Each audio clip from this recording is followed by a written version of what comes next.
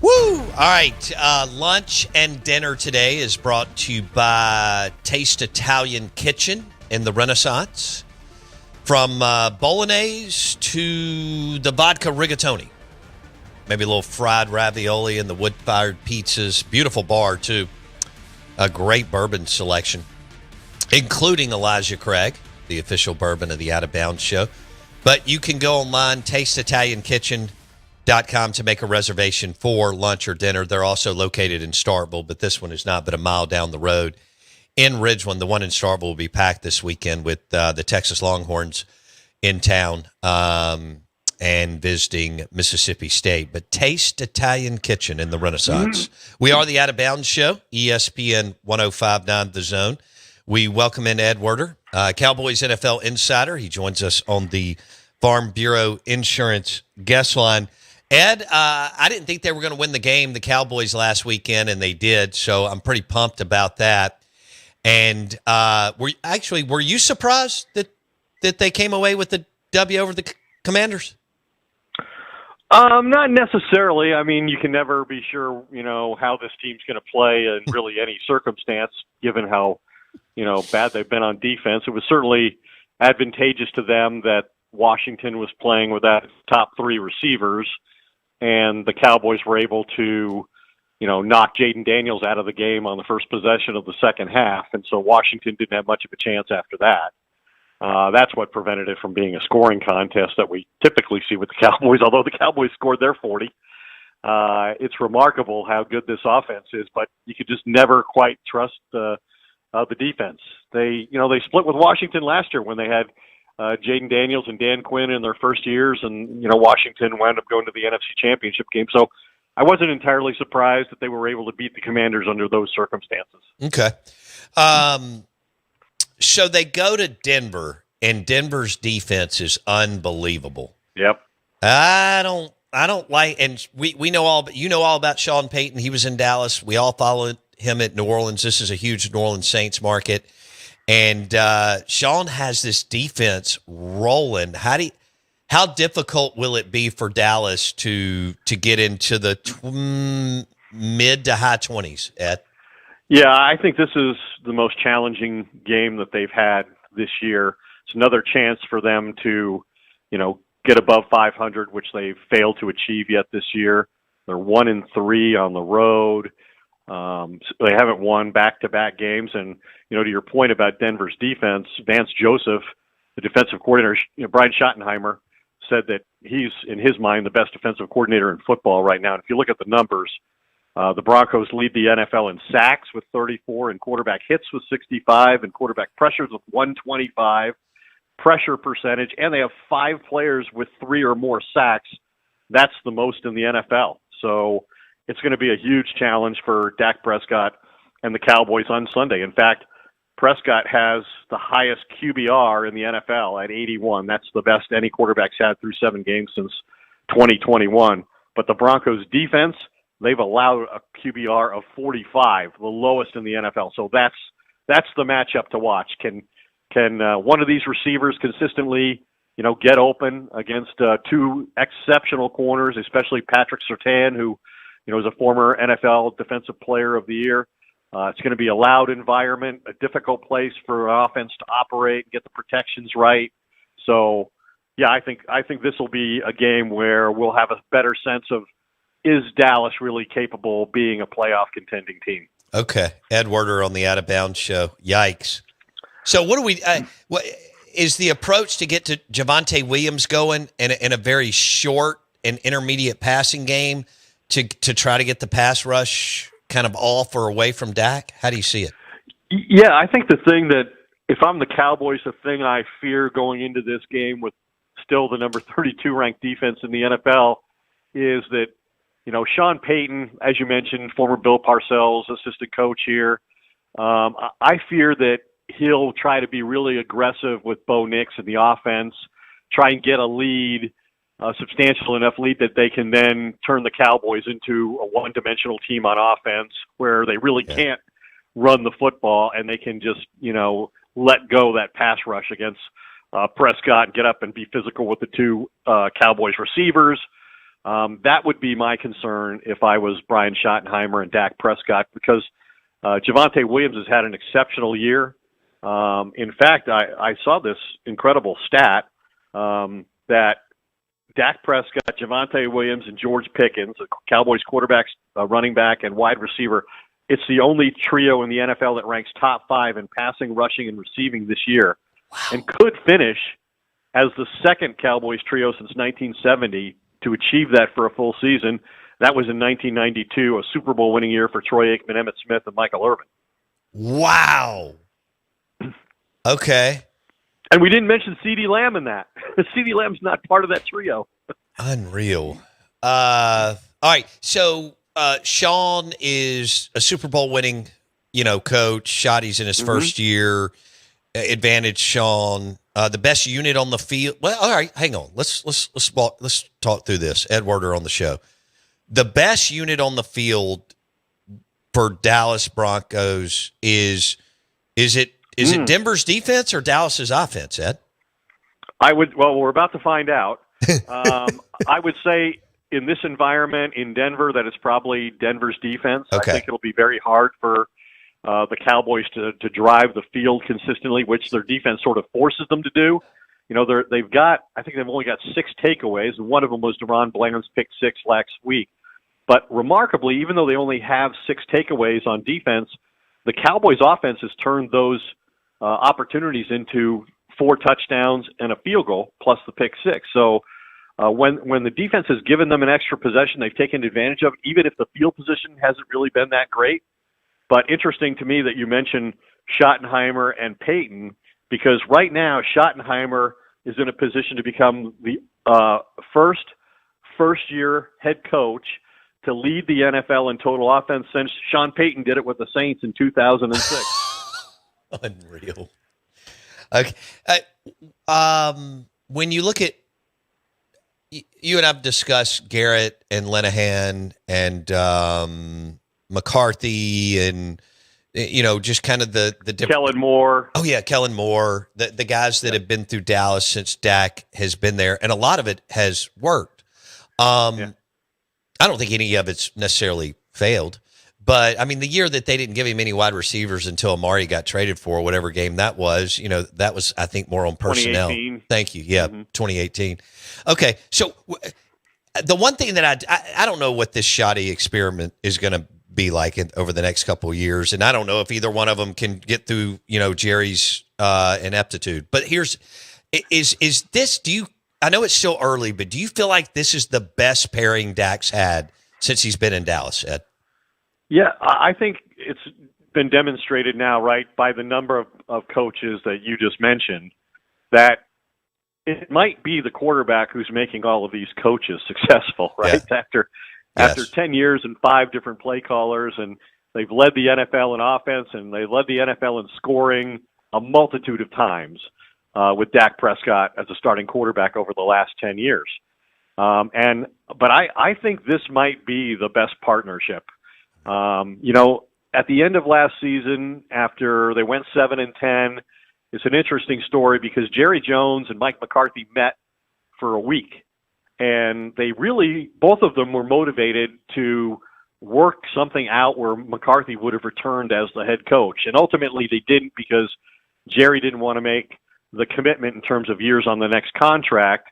I think he was limited to 2, and McCarthy was coming out of a year where he already felt it was unfair that he and his coaching staff had to work the last year of their deals. Him as a Super Bowl winning coach in Green Bay deserved better in his mind. And so they didn't work it out. Well, Schottenheimer at that point had already determined, hey, I want to be a play caller again. I haven't done it in 5 years. I've got opportunities to go do that elsewhere. I'm going to go, reach an agreement with one of these other teams that wants me to be their play caller and leave Dallas. He was already back at his offseason home in Nashville when the Cowboys called him and said, hey, McCarthy's not coming back. We'd like to talk to you about this job. And he told me he didn't know how serious the Cowboys were about considering promoting him to a head coach. He's 51 years old. He's been in the league for 25 years, and he's never, been a head coach. But he said he came back. His first meeting was for like 7 hours with Jerry and Steven. And he said, at the end of that, I was like, well, they either got a lot of time to waste or I'm a serious candidate. And he felt like, hey, if I can get in a room with the people who get to make a decision, I can be pretty convincing. I'm going to win the job if I get my chance to, represent. And it's been and Dak was all for it because obviously they really, prize offensive continuity. Unfortunately, they don't on defense. They're having their third defensive coordinator in 3 years, which is part of the problem on that side of the ball. But Dak was a big proponent of bringing back Schotty. He knows the terminology. He knows the players.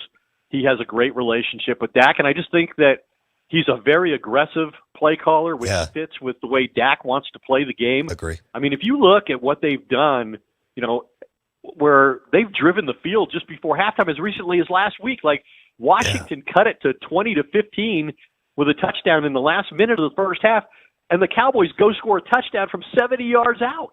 Yeah. I mean, it's a long, it's 44-yard pass play to Pickens. It's a 33-yard run by Javonte Williams. And next thing you know, they're in the end zone and they've recaptured a commanding lead. So he's always hunting points, and I think that really appeals to Dak. He's recognized by the Pro Football Hall of Fame. Ed Werder has been covering the game for a long time. Cowboys NFL insider. He joins us on the Out of Bounds show, driven by your next GMC Sierra truck at Fowler GMC, Pearl Brandon. I agree with everything that you said. Schotty, we've been talking. We hit a lot of college football here too, as you know, Ed, and so we've been talking about Kurt Cignetti and how he was passed over for forever. There are some similarities here, with Schotty. You mentioned he had been in the league forever. We all know his dad, and who was, I thought, a hell of a coach too, and kind of got the raw deal. 200 games. Yeah, and I didn't understand what the Chargers were doing years ago. But anyway, with Schotty, do you sense this is a guy who is just embracing it and has a chip, even though like he's fun and I see all the stuff in the locker room, but like it's kind of a chip on his shoulder. He had to wait a long time to get his shot, Ed? I think he recognizes that he's fortunate at this point in his career to have this opportunity that he thought, this kind of thing had passed him by, that his chance to be a head coach in the NFL was never going to happen. He had opportunities earlier in his career, particularly when he was with the Jets, and they went to 2 AFC championship games with Mark Sanchez as their quarterback. Rex Ryan was the head coach. But he had opportunities then, and I know people on that coaching staff who were close to him at the time, when he was the hot candidate, were like, what are you waiting for? Like, none of these opportunities is ever going to be perfect. So you just got to take a chance and believe that you can, build this team, whoever it might be, a bad team, into create a winning culture. And that's really what I think he brings in addition to his aggressive approach. He's got a lot of positive energy, which I know that appeals to Jerry and the players. And Jerry, in 2 of the last 3 times the Cowboys have played in one in New York against the Jets, where they were shorthanded, they didn't have 4 starting offensive linemen in that game and didn't have CeeDee Lamb. And then last week where, despite all of his responsibilities on offense in terms of, hey, he's got to come up with a list of the first 15 plays they're going to run in the game. He's got to, develop the game plan on offense. He's got to call the plays during the game. And in addition to that, he spent a lot of time in the defensive meeting rooms with Matt Eberflus trying to find some solutions for how they can play on defense in a way that doesn't detract from the offense and doesn't prevent the offense from winning these games. And they did that. And Jerry felt like, because I talked to him after the game last week, that this really proved to him that Schottenheimer can coach the entire team. Like, he can not only be exceptional calling plays on offense to the point you get 44 points in a game, but at the same time, he can make a significant contribution to, how to play on defense with some lineup changes, playing less zone and more man, and blitzing more often, at least last week. He can coach the entire team. Ed Werder talking Cowboys on the Out of Bounds show. He joins us on the Farm Bureau Insurance guest line. With the trade deadline, I see, I follow all you guys, and I see Cowboys fans also talking about making a move, maybe on defense, right? Okay. But Jerry and Steven are usually asleep at the wheel during this kind of stuff. I mean, I know the Amari thing, but, free agency, they like to get in like the 4th week. Things like that. Right. They're not very active in the early stages. Right. Proactive. Yeah. So do you expect anything different this year, Ed?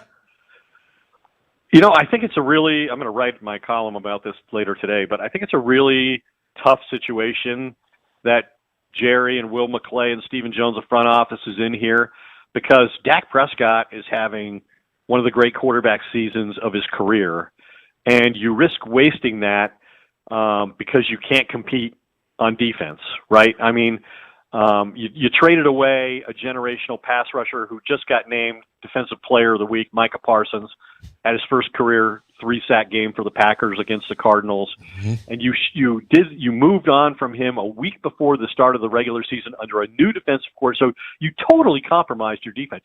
You in the front office are as responsible as anybody for what the defensive problems are. You caused them. Now the problem for Jerry and them is we're 3-3-1. Like, despite this great offense, we're 3-3. Are we really one or two players on defense away, from being a team capable of winning the division or making a deep postseason run? If 2 weeks from now they could be, when the trade deadline actually comes up on November 4th, they've played Denver out on the road, they play the Cardinals at home. Are they going to be 5-3-1, or are they going to be 3-5-1? And how much of this draft collateral that you've collected from the Micah Parsons trade? You're the only team in the NFL that has 4 first-round picks in the next 2 years, so they can really make any move they want to get any player who's available. But what's your willingness to invest in this team? To me, it almost seems like right now it's too risky, and I'd rather use my remaining cap space, which they have the second most cap space to New England in the NFL at like $34 million. Why not invest that in extending Javonte Williams and George Pickens, both of who are on expiring contracts, and then use your resources in terms of the first-round picks to rebuild your defense over the next 2 years? Okay. All right. Ed Werder on ESPN 105.9 The Zone. Let's switch gears, Ed. How do you frame up the NFL this year? We don't have a dominant team. There's some of the teams we're used to winning don't look as good. I just think there's so many things up in the air. I mean, parity's always been in the league because of the way the league is built, but we do have runs, as you know, because you've been covering it for 40 years. But how would you frame up the NFL this year? Well, in the NFC, you've got a bunch of teams, that have 5 wins, but the team that technically has the number 1 seed is Green Bay with 4 wins because they have that tie. And so they have the best winning percentage in the NFL right now, or in the NFC at least. But I think in the NFC, I think Detroit is obviously going to make a run at the number 1 seed again. We've seen them, dominate on offense. And then like last week against Baker Mayfield, they pressured him in a way that he hadn't seen all season, made him totally ineffective, protected a secondary that had 4 new starters who were, mostly guys called up off the practice squad to start, in a Monday night game. They're dominant at home. And so I think Detroit's going to be a factor. I think the Rams, if Matthew Stafford stays healthy, they're as good as there is in the league because they can run the football. They got, a couple great wide receivers in Nakua and Adams. They have a great young defense that creates pressure on a consistent basis at a high level. So I think those are the teams to look for in the NFC. And the AFC is like wide open because I don't think any of the teams in the AFC that won the division last year are in first place right now. Right. And yet you see the Chiefs coming on as they've gotten their offensive, personnel at wide receiver back. They still don't run the football well. Mahomes is still their leading rusher, but they're scoring points again in the 30s on a regular basis. So they're always going to play good defense under Steve Spagnuolo. So they're going to be a threat to come back from, the bad start and make a run at Denver at the top of the AFC West. Is Buffalo going to, Buffalo's lost 2 in a row. They've turned the ball over. They haven't scored. Are they really potentially going to lose the division to, a team in New England that most people didn't even see as a playoff team because Drake May's playing so great? Yeah, there's a lot of possibilities in the NFL right now. Yeah, this is wild right now as far as what could shake out. And man, if the Cowboys just had a little juice on defense. How about this, Ed? It's a good year to be pretty good in the NFL because you can make some magic happen in January. Does that make sense? Oh yeah, somebody will get on a run, and that will create momentum and carry that team deep into the playoffs and maybe into a conference championship game, or a Super Bowl. We've seen that happen with some level of regularity in the NFL. Whether that can beat Dallas, that's at 3-3-1. I don't know. You're 3-3-1. You don't have a winning record despite the way your offense and your quarterback have played. And really, this is the soft part of your schedule. The real difficult part of your schedule comes, around Thanksgiving when you're playing back-to-back games against the Chiefs and the Eagles, and then you have the Vikings, which they're not as intimidating as they used to be because they traded away Sam Darnold. And that might be a personnel decision they come to greatly regret. But you still got to play the Chargers, so they've got a lot of elite quarterbacks that they still have to play, and there's no reason to believe at this point that the defensive players are getting back this week who have returned to the practice field, DeMarvion Overshown, Siobhan Ravel, who was a corner they took in the third round, that those guys can make a substantial enough difference. And then it comes back again to, do Jerry and Stevens see them as being a player or two away that they can reasonably acquire to make a run at this thing? Ed Werder, Cowboys NFL insider on the show. Ed, have a great weekend, my man. Appreciate you. Thanks. You too, Bo.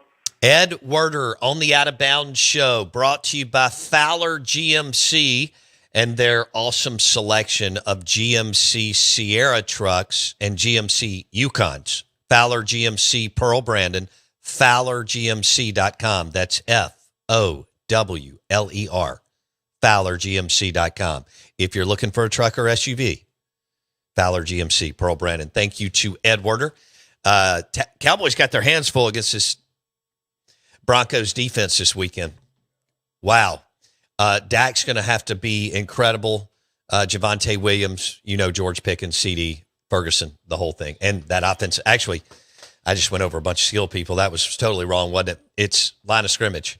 How are you going to keep Dak upright for a millisecond to get the ball out to someone? So they'll play that. I just had somebody that game's at Denver. Look, it's not terrible weather up there right now. No. All right, so you're fine. And Denver's, look, Sean's number one in the AFC West right now. They've done what they're supposed to do. They're 5-2. And what does Sean Payton do? He just wins. It's like Dan Mullen. Yep. The Saints and the Bulldogs haven't been able to recover since Sean and Dan left. And that's when you know you're a good coach. It's like, how long did it take Texas Tech to recover once Leach lost? They're on what? Once Leach left. Yeah, 48. They're on year 16, right? Even a hell of a coach like Tommy Tuberville couldn't go to Lubbock, Texas and win. Sean, unbelievable. But Vance Joseph, who used to be the head coach. Yeah. See that you can do that in the pros. Yeah. Vance Joseph is one hell of a defensive coordinator, and they got some personnel. We're live in the Bank Plus studio, Out of Bounds, ESPN 105.9 The Zone, ESPN Coaching Carousel next.